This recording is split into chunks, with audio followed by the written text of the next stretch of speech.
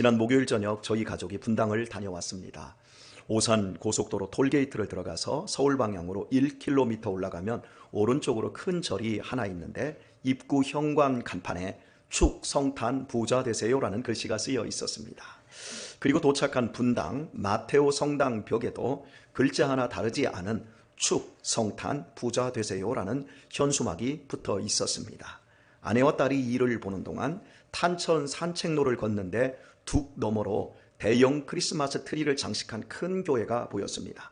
좋게 3층 건물만큼 높은 대형 트리의 윗부분에는 공교롭게도 축 성탄 부자 되세요라는 글씨가 전멸되고 있었습니다. 성탄을 이해하는 폭이 불교는 그렇다 해도 성당과 교회는 달라야 하지 않을까요? 물론 예수님 믿어 부자도 될 수 있고 또한 부자가 되는 것 중요한 것도 사실이지만 오늘 천사가 전하여준 온 백성에게 미칠 큰 기쁨의 좋은 소식은 분명 아니라고 생각이 되어집니다. 왜곡은 본질을 잃게 만듭니다. 여러분은 성탄의 기쁨을 무엇으로 알고 있습니까? 어제 저녁 우리가 너무 기뻤고 들떠 있었고 잠도 설칠 만큼 계속해서 영광의 밤을 저는 지난밤 계속해서 하고 있더라고요. 참 기뻤습니다. 그러면 성탄의 참된 기쁨을 여러분은 무엇으로 알고 있습니까? 성탄의 참된 기쁨은 인생 본질의 절망과 비극적인 파탄에서만 이해될 수 있습니다. 인생사 아픔과 고통 그 하나하나의 문제를 들여다보면 결국은 죄입니다. 죄가 인생을 비참하게 합니다. 배고프면 배고픈 죄를 짓고요. 배부르면 죄를 안 짓는 게 아니라 배부른 죄를 짓습니다. 가난하면 가난해서 죄 짓고 부자면 부자라서 죄 짓습니다. 미련하면 미련해서 죄 짓고 똑똑하면 똑똑해서 죄 짓습니다. 못생겼으면 못생긴 대로 죄 짓고 잘생겼으면 잘생긴 대로 죄 짓습니다. 유식하고 풍족해서 죄 짓는 그것이 더 간교하고 더 추악합니다. 죄는 인간을 더럽게 하고 화평을 깨며 모든 것을 망가뜨리고 결국 죽음으로 끝장을 내고야 맙니다. 사망은 죄가 열매 맺은 것입니다. 세상에 많은 권력이 있지만 그 중에 절대적인 권력은 죽음입니다. 누구에게도 예외 없기 때문에 그렇지요. 동서고금을 막론하고 모든 것을 가진 권력자들의 공통점은 죄로부터 기인된 죽음을 극복하고자 한 것이었습니다. 일찍이 한무제는 장생불사하겠다고 아침마다 이슬을 받아먹고 살았지만 결국 죽었습니다. 요즘도 자기가 한무제도 아니면서 매일같이 아침 이슬을 먹는 분들이 계십니다. 명을 재촉하고 있는 것이지요. 중국을 최초로 통일한 진시황은 백방으로 불로 불사약을 구하고자 했지만 도리어 49에 죽고 말았습니다. 세계 도처에 영생의 꿈을 담은 미라가 있습니다. 이집트의 미라, 칠레의 미라, 네덜란드의 미라, 중국의 미라, 소련의 미라, 북한의 미라, 남한의 미라. 죽음을 극복하고자 하는 영생에 대한 노력이 이렇게 많더란 말이죠. 우리나라의 어떤 돈 많은 재벌은 말년에 모든 피를 다 뽑아내고 젊은 피로 다 바꾸어버렸습니다. 그래도 죽었습니다. 오늘에 와서는 현대의학으로 고치지 못하는 환자의 몸을 거액을 들여 냉동 처리하고 있습니다. 그러나 눈에 보이지도 않는 코로나 바이러스에 수백만 명이 죽으면서 보란듯이 현대의학을 비웃고 있습니다. 죄의 권세는 죽음을 극복하고자 하는 인간의 어떤 노력도 그저 비웃을 뿐입니다. 절망 자체입니다. 이런 비탄과 절망에 빠진 인간에게 누구나 기뻐할 큰 기쁨의 좋은 소식으로 예수님이 태어나셨습니다. 그렇다면 인간의 본질적인 불행과 절망인 죄와 죽음을 이기는 영원한 생명 그것 아니고 무엇이겠습니까? 기독교인이 된다는 것은 예수님을 죄와 죽음으로부터 구원해 주신 구주로 믿는 것입니다. 죄와 죽음의 문제를 해결받을 수 있는 가능성이 아닙니다. 이미 예수님께서 십자가로 죄와 죽음의 문제를 해결 보셨습니다. 죽음의 저주와 권세는 예수님 안에서 끝나버렸습니다.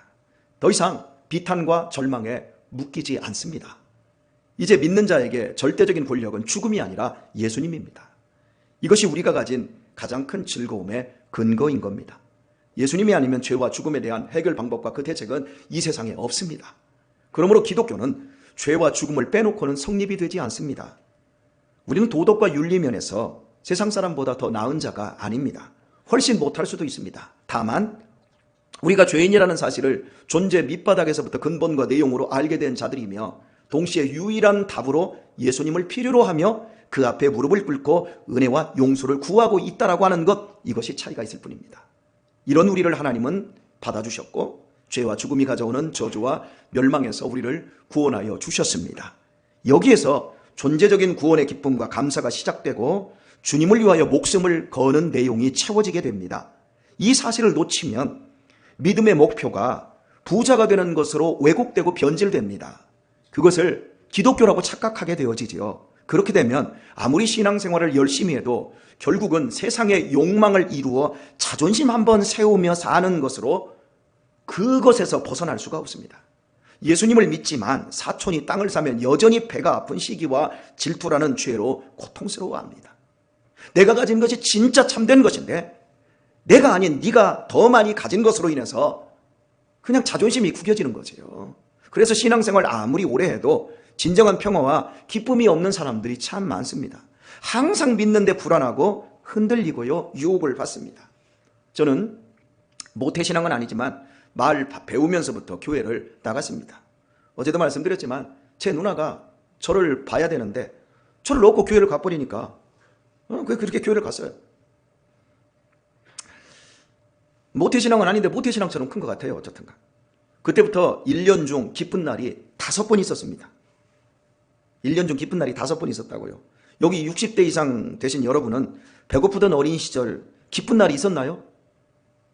여러분 어린 시절 그 배고플 때 기쁜 날이 있었나요?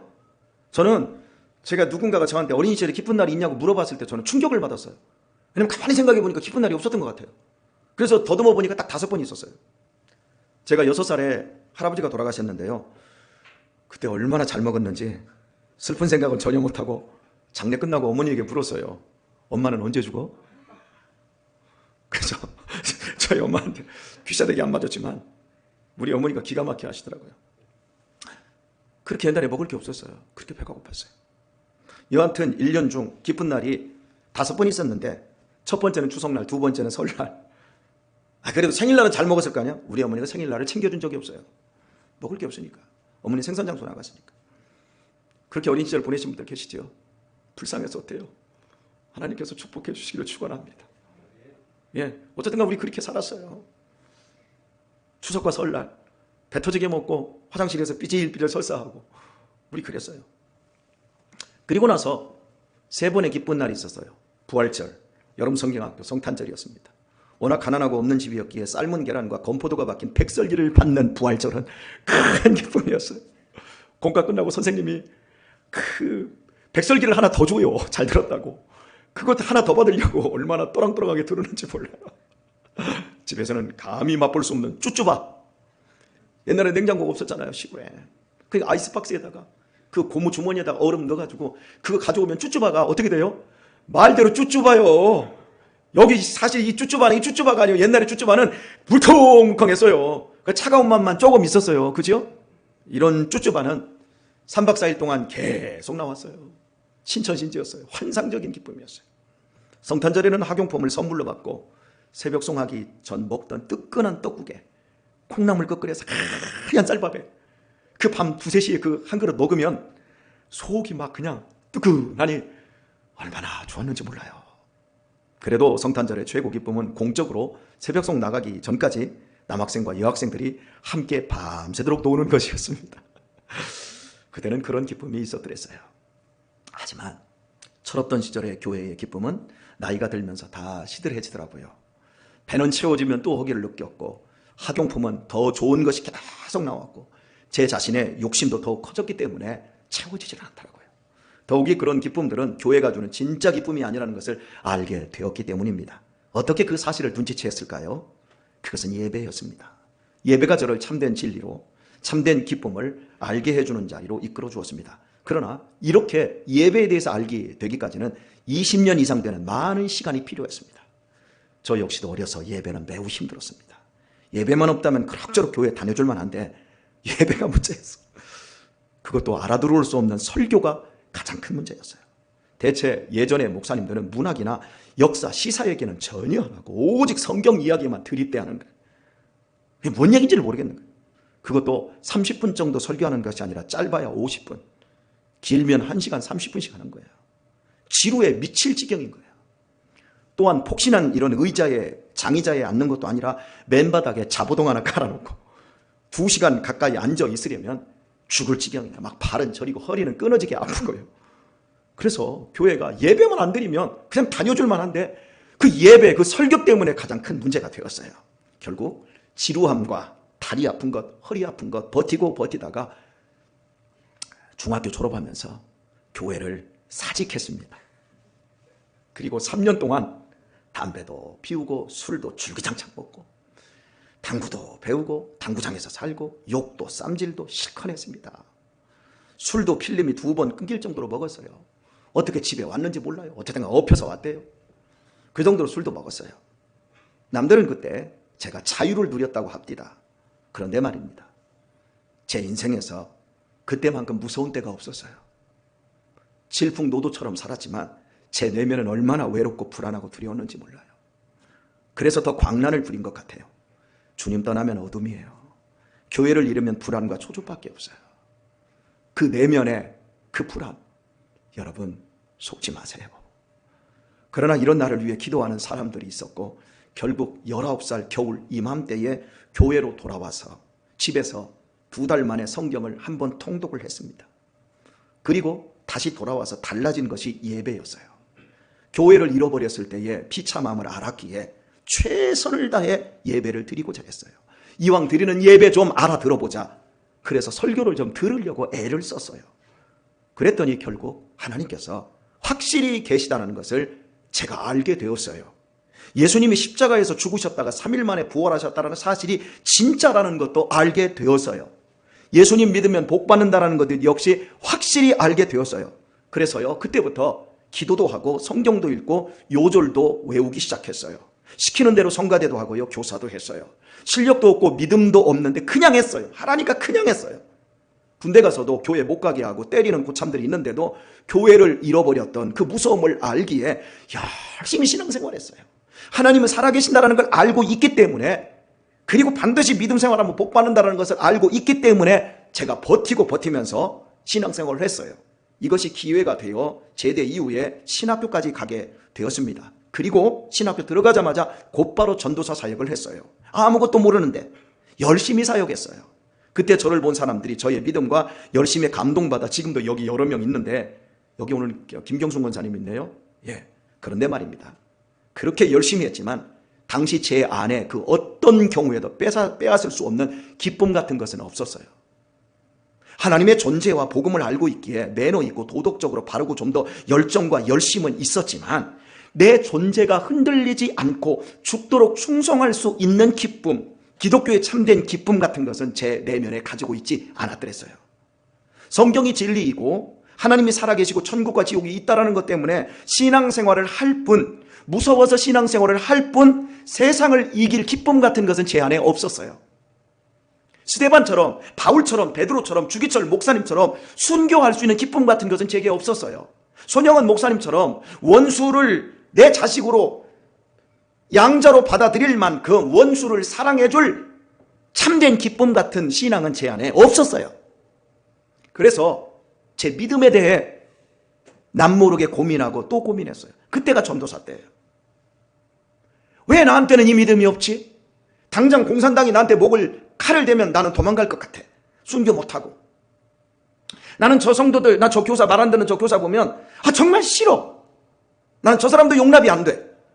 내 기쁨이 다 없어져 버리는 거예요. 그래서 왜 나한테는 왜 그런 믿음이 없지? 고민하고 기도했어요. 교우 여러분, 세상에서 제일 힘든 것이 무엇인 줄 아세요? 남편 바꾸는 거라고요? 그 힘든 분들 계세요. 세상에서 힘든 게 뭐예요? 가장 힘든 거? 남의 호주머니에 있는 내 돈으로 가져오는 거요? 예, 그것은 세상 사람들 얘기예요.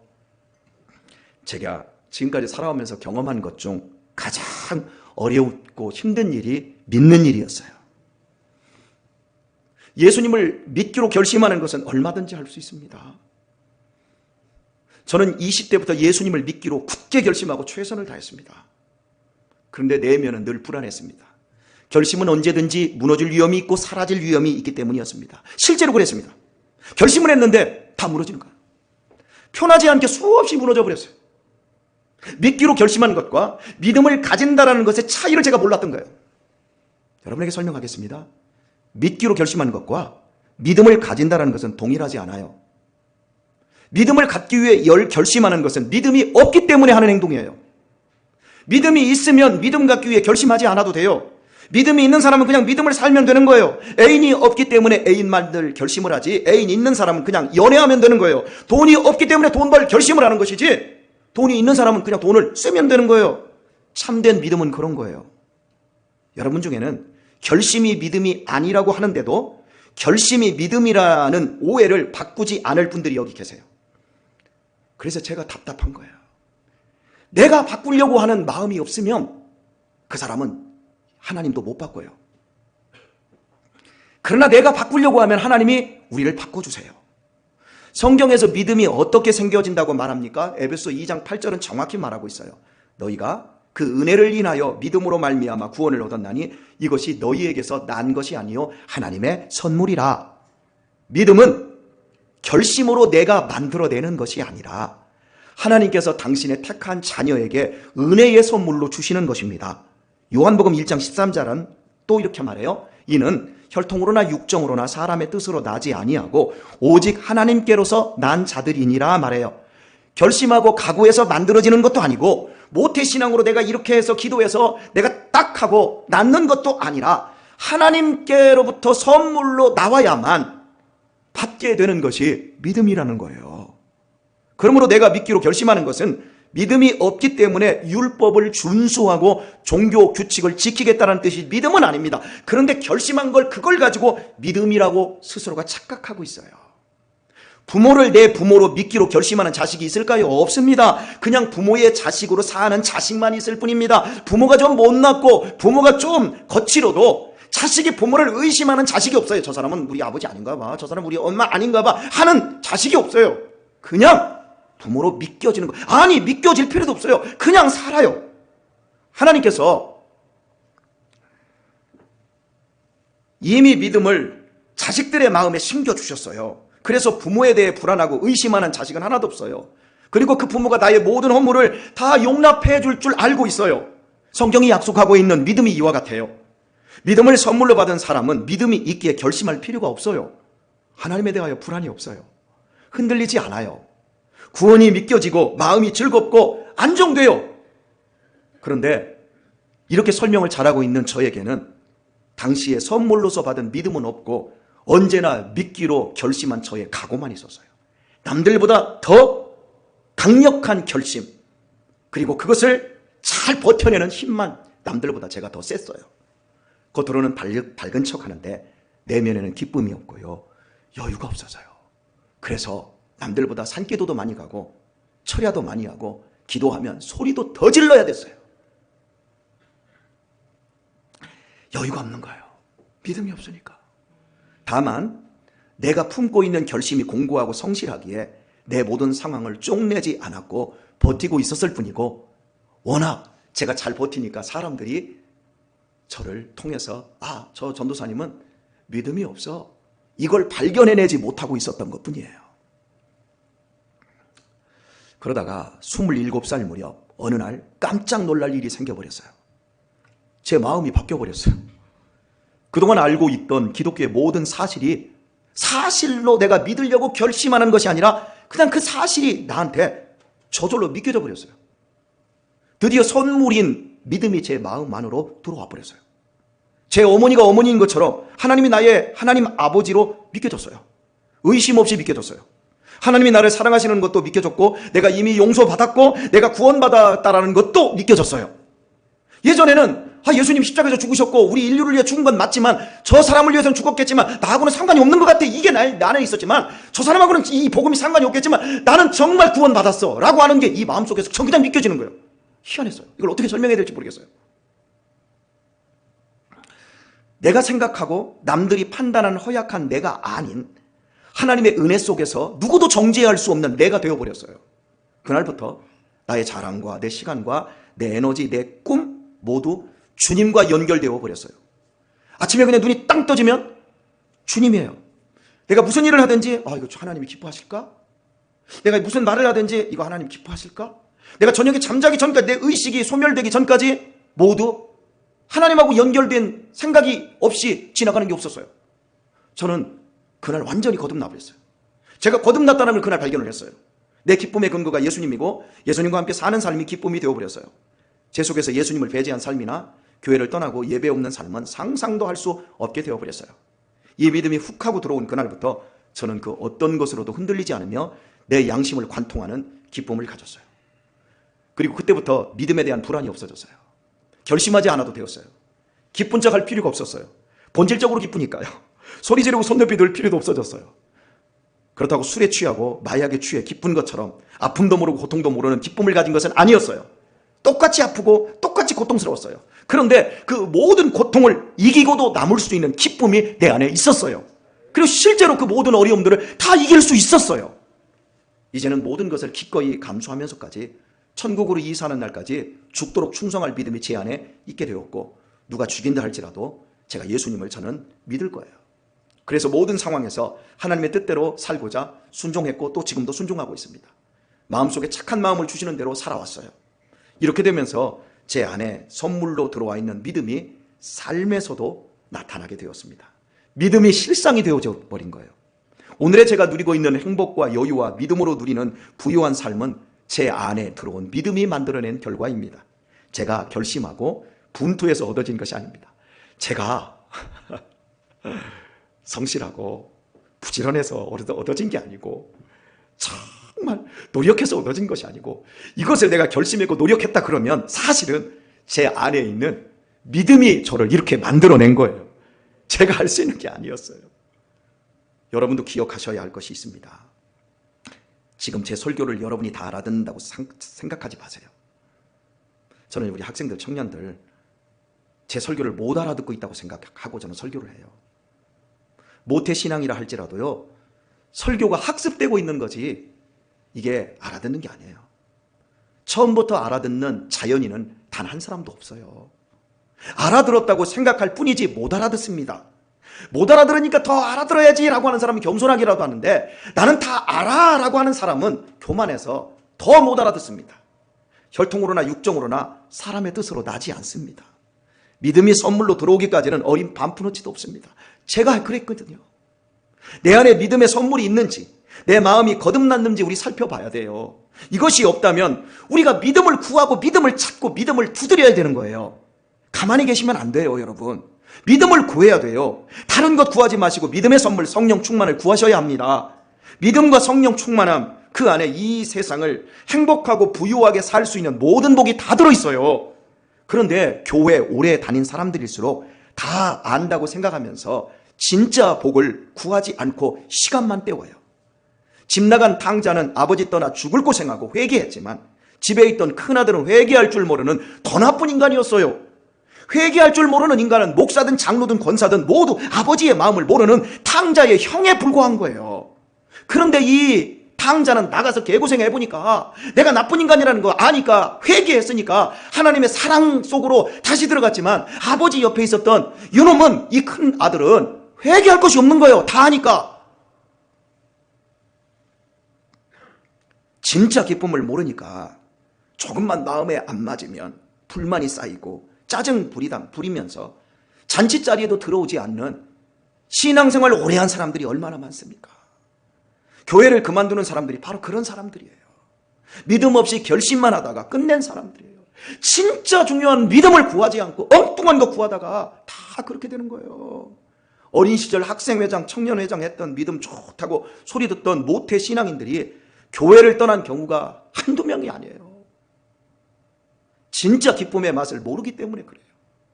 진리와 생명과 거룩을 모르기 때문에 그래요. 그런데 안다고 생각하고 있어요. 그리고 설교 끝나면 목사님 오늘 은혜 받았습니다. 아닐 수 있어요. 세상의 돈과 술과 쾌락과 비교 자체가 안 되는 큰 기쁨의 좋은 소식인 복음이 마음에 들어와야 그것이 믿음입니다. 이 진짜 기쁨을 맛본 사람은 그 어떤 것에도 유혹을 이기고 시험을 이기고 환난을 이기고 죽음의 공포를 이깁니다. 이 복음을 맛보지 못했기에 믿는데 힘이 없고 걸핏하면 시험 들고 벌벌 떨면서 교회 다니는 사람이 많은 거예요. 그깟 코로나가 무서워서 영원히 살 길이 교회에 있는데 100만 명 이상이 코로나 기간 한국교회에서 증발해버렸어요. 온 세상에 미칠 큰 기쁨의 좋은 소식을 지식으로만 알고 있을 뿐, 지적 동의로만 가지고 있을 뿐, 실제로 믿음으로 가지고 있지 않기 때문에 발생하는 비극인 겁니다. 주 안에서 사랑하는 우리 교회 여러분, 여러분은 선물로서의 믿음을 가지고 있습니까? 있다면 감사하며 더욱 충성하시기를 바랍니다. 이 믿음이 없는 것 같습니까? 그럼 믿음을 구하세요. 돈만 구하지 마시고 믿음을 구하세요. 여러분이 지금까지 돈을 구해가지고 정말 얻어진 것이 무엇인가 한번 제대로 한번 살펴보세요. 믿음을 그런 열정으로 믿음을 구했다면, 성령 충만을 구했다면 여러분의 인생이 지금 어떻게 바뀌었을까 한번 생각을 해보세요. 여러분 건강만 챙기지 말고요, 믿음도 챙기시기를 바라요. 여러분이 건강을 챙기는 그 열심만큼 믿음을 챙겼다면 여러분과 여러분의 가정이, 여러분의 자녀들이 지금 어떠할지를 한번 생각을 해보세요. 이 참된 기쁨으로 복으로서의 믿음이 없는데도 어물쩍 넘어가지 마세요. 거울을 보세요. 그 속에 돌아가신 할아버지 할머니가 들어있지 않나요?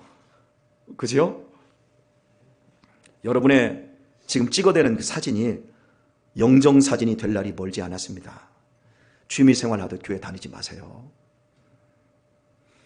박정숙 권사님 어제 개다리 춤 잘 추시대요. 훌륭하신 겁니다. 저연세에 개다리 춤 추는 거. 저도 개다리 춤 잘 추는데 저도 함께 끼어서 같이 개다리 춤을 출까 했어요. 그런데 여러분이 설교 듣다가 개다리 춤 추던 목사를 생각하면 은혜가 반감될까 봐 제가 못 나갔어요. 본능적으로는 나가고 싶었어요. 그런데요, 우리 박정숙 권사님 개다리 춤 추면 어제 그렇게 열정을 불살랐지만 얼마 머지않아 요양원 갑니다. 박정숙 권사님 저주한 게 아니고 은희가 모시고 살고 싶어도 못 사는 날이 와요. 내 발로 걸어다니고 내 손이 움직이고 내 마음대로 돈 쓸 수 있을 때 거룩하게 사세요. 경건하게 사세요. 곧 인생의 해가 집니다. 하나님이 누구에게 믿음을 선물로 주십니까? 이 길밖에 없어. 가난한 마음으로 구하고 자꾸 두드리는 자에게 주십니다. 살다 보면 죽음의 두려움에 휩싸이고 내 무능을 발견하고 내가 가지지 못한 영적 결핍을 깨닫는 때가 있습니다. 바로 그때 하나님의 말씀이 크게 들려지는 거예요. 그때 믿음이 들어오는 거예요. 그때 쪽내고 교회 떠나면 안 돼요. 그때 하나님의 말씀 앞으로 와야 돼요. 그때 믿음이 들어오는 거예요. 그래서 교회가 중요하고 예배가 소중한 거예요. 이런 이유로 하나님은 우리에게 교회를 최고의 가치로 허락하셨고 예배를 통해 선물 주실 사람을 찾고 계신 겁니다. 그래서 제가 우리 학생들에게 늘 당부하는 거, 어떤 경우에도 교회 떠나지 마라. 니네들 20대 때 그 젊음의 그 좋은 시기에 절대 교회 떠나지 마. 20대 때 교회 떠나지 않으면 니네 인생 롱런에 성공해 행복할 수 있어. 그런데 꼭 그때 떠나요. 그리고 잃어버린 20년, 잃어버린 30년, 여기 터지고 저기 터지고 깨져가지고 겨우 교회 와가지고 세상에서 방황할 때 나 주님을, 이런 한국교회 간증이 판을 쳤어요. 근데 우리는 그렇게 살면 안 돼요. 오늘의 말씀을 맺겠습니다. 성탄절은 광활한 우주에 버려진 채 죄와 허물로 죽은 나를 찾고자 하나님이 이 땅에 직접 강림하신 날입니다. 온 백성에게 미칠 큰 기쁨의 소식이 오늘 이 시간 선물로 여러분의 심령 속에 꽂혀지고 그 기쁨이 여러분의 것으로 확인되어 오늘부터 천국으로 이사하는 날까지 죄와 죽음을 이기는 복된 삶을 시작하기를 예수님의 이름으로 축원합니다.